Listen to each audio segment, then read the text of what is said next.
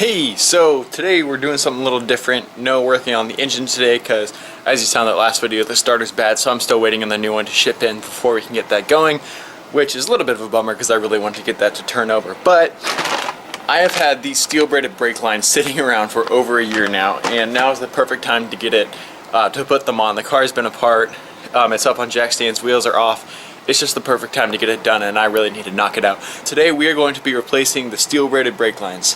So today we are going to be replacing the brake lines with steel braided brake lines. Gosh darn it. So today I'm going to work on the car. Alright, so here we have the rear brake lines and the front brake lines. The front brake lines are longer and these bolts go to the front, only two, and they'll go through the banjo bolts here.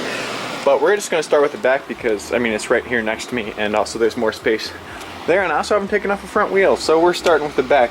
We're just going to go ahead and grab a bucket to open up to catch the brake fluid that's going to fall out. I do have new brake fluid to replace.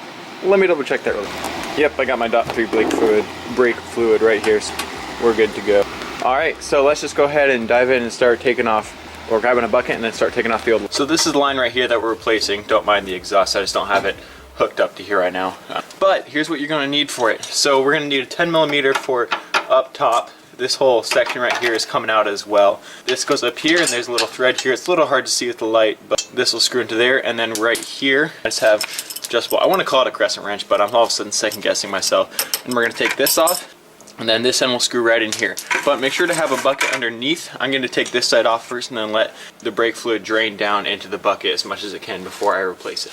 And you are going to be wanting to replace the whole brake fluid as we do, but we'll do that once we have all the lines replaced, so we're not refilling this one up and then dumping it out later with the other ones. Also, top tip, you're going to want to take the cover or the cap off your brake fluid reservoir, so that way the air is able to flow through the system and it all falls out instead of being trapped in there with a vacuum.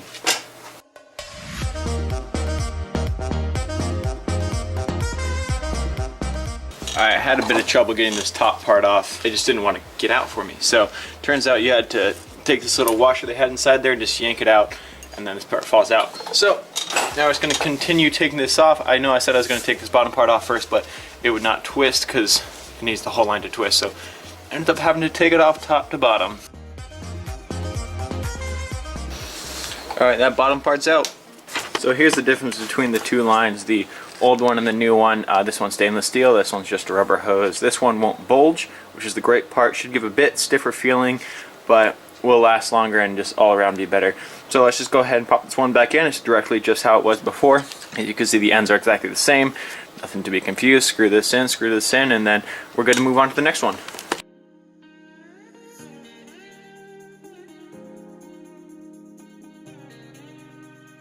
Alright, so looking at this, this doesn't go through the top, and something tells me I was supposed to feed the line through that top there and then connect it down to here. So I'm just going to go ahead and take that apart and redo it, and then catch back up to you guys when it's done.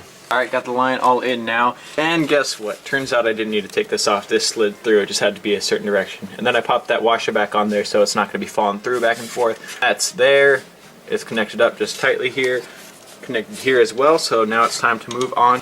Alright, with this side I'm just gonna put it on a time lapse and get going, since you guys already saw how we did the other side. It's the same exact process, just we're on the other side.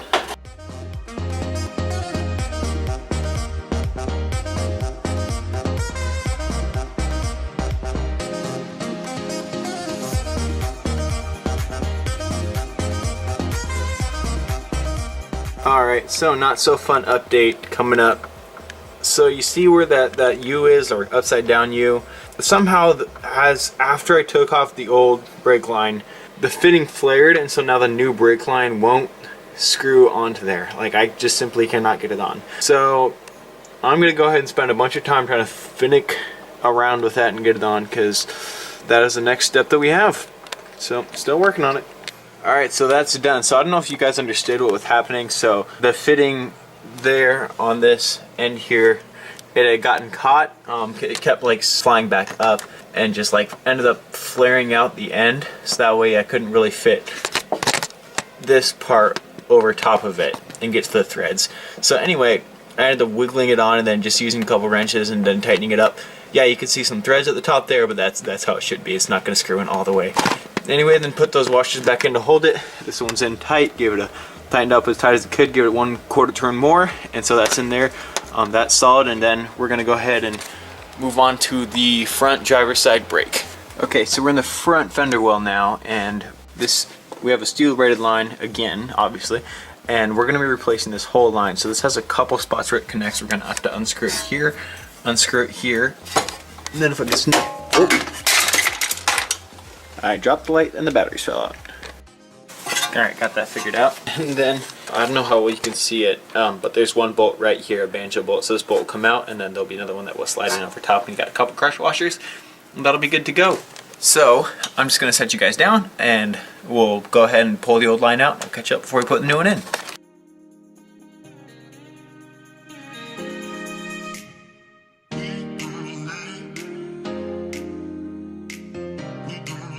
Alright, got the old one out. You saw me messing around with the washers. I stuck them all down here, so don't forget to keep those washers because those will clamp around and hold the stainless steel line through those brackets. So now I'm doing the same thing. Instead of, the only difference is with the back brakes we had to start by screwing the one in here so that way the line could twist. But on this case, I'm actually going to start with up there because I had so many issues with it before that I'm just going to start up there, screw it in. And also this is just a banjo bolt. So when you do it, don't forget to run your lines through these brackets. There's one here, and then there's one behind the caliper right there that you're going to run your line through. So that way, this is keep it out of the way of the wheel. It's going to run in between this arm, the control arm. So that way it's just out of the way of everything because there's so much side to side movement that you're going to really need your brake line tied up. Otherwise, there's a chance that you could hit it and rip it off, which, you know what?